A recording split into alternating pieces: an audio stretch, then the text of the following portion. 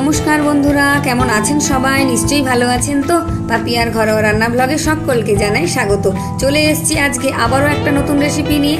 এই রান্নাটি ভীষণই সুন্দর সুস্বাদু অসাধারণ একটি রান্না, আপনারা বাড়িতে অবশ্যই ট্রাই করবেন।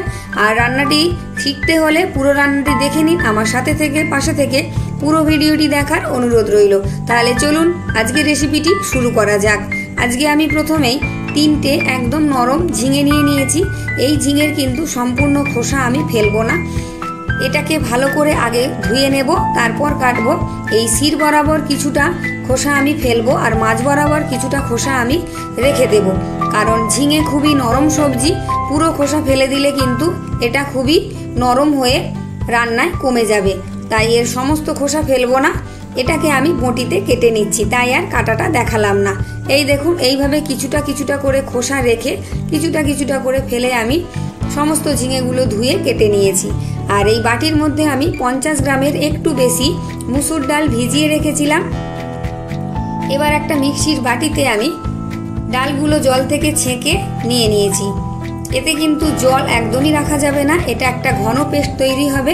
এর মধ্যে আমি 2টো কাঁচা লঙ্কা দিয়ে দিলাম, 4 টুকরো আদা দিয়ে দিলাম, দিয়ে এটাকে আমি ভালো করে পেস্ট একটা তৈরি করে নিচ্ছি। পেস্টটা আমার তৈরি হয়ে গেছে। এবার চামচ দিয়ে সমস্ত ডাল বাটাটাকে আমি একটা বাটির মধ্যে ঢেলে নিচ্ছি।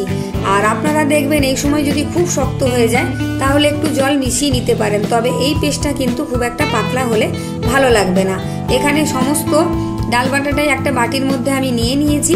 এবার এর মধ্যে দিয়ে দিলাম আমি 1 টেবিল চামচ কর্নফ্লাওয়ার, আর দিয়ে দিলাম আমি পরিমাণ মতো নুন। আপনারা ডাল বাটার পরিমাণ অনুযায়ী নুন দিয়ে নেবেন।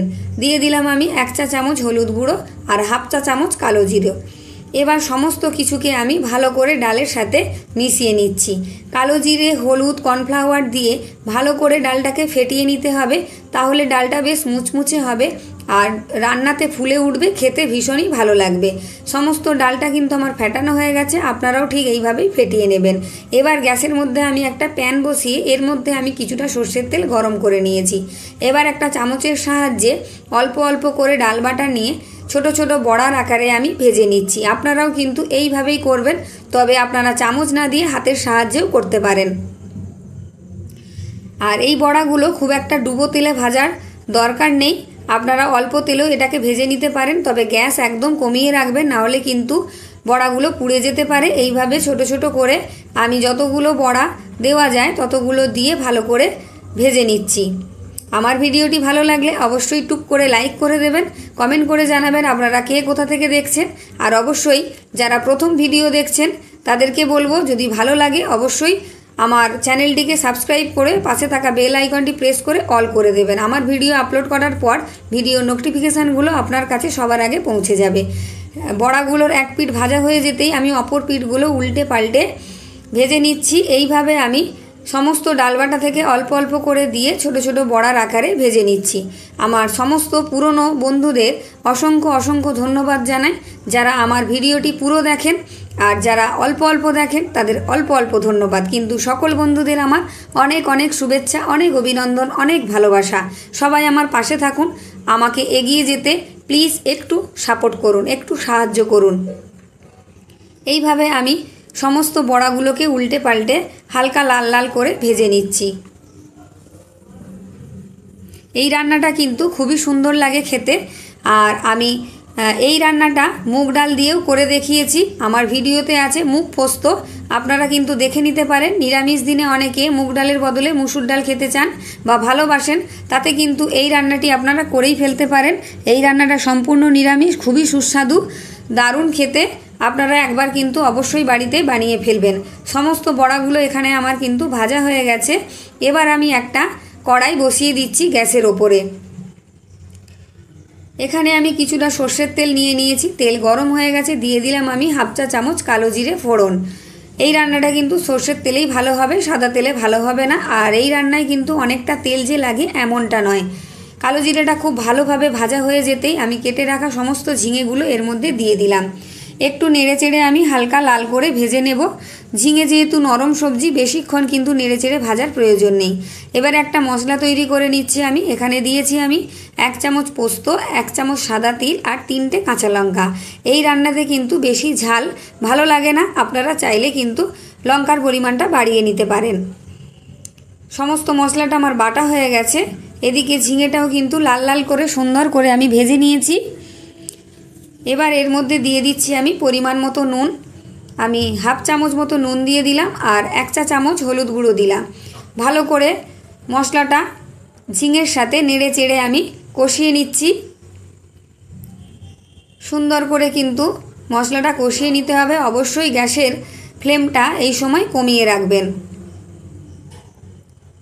ভালো করে আমার নেড়ে চেড়ে কিন্তু এখানে কষানো হয়ে গেছে। এবার যে আমি বেটে রেখেছিলাম তিল, পোস্ত, কাঁচা লঙ্কা, এবারে সেই বাটা মশলাটা আমি দিয়ে দিলাম।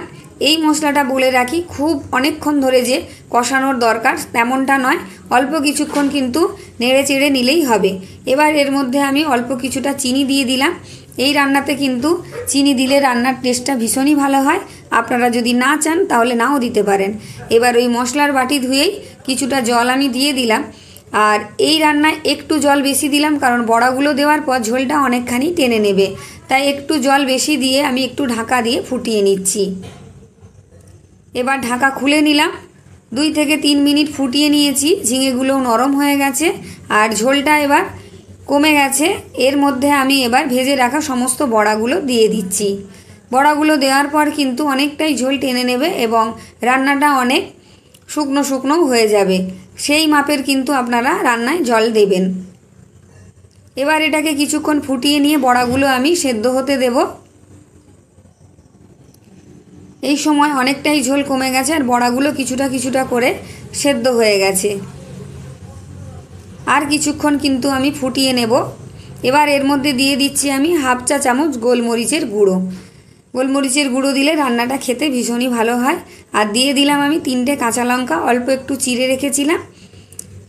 এবার রান্নাটা কিন্তু আমার প্রায় রেডি হয়ে এসেছে। গরম গরম ভাতের সাথে নিরামিষ দিনে এই মুসুর পোস্ত রান্নাটি কিন্তু ভীষণ ভালো লাগবে। অবশ্যই অবশ্যই বাড়িতে একবার বানিয়ে দেখবেন আর আমাকে কমেন্ট করে জানাবেন কেমন হয়েছে। এবার আমি গ্যাস বন্ধ করে দিয়েছি। চলুন, রান্নাটা আমার একদম রেডি। আজকের রান্নাটা আমি এখানেই শেষ করলাম, মুসুর পোস্ত। তাহলে দেখা হচ্ছে আরও একটি দুর্দান্ত রেসিপি নিয়ে। ততক্ষণের জন্য আপনারা অপেক্ষায় থাকুন আমার ভিডিও দেখার জন্য। ততক্ষণ বন্ধুরা আপনাদের সাথে টাটা।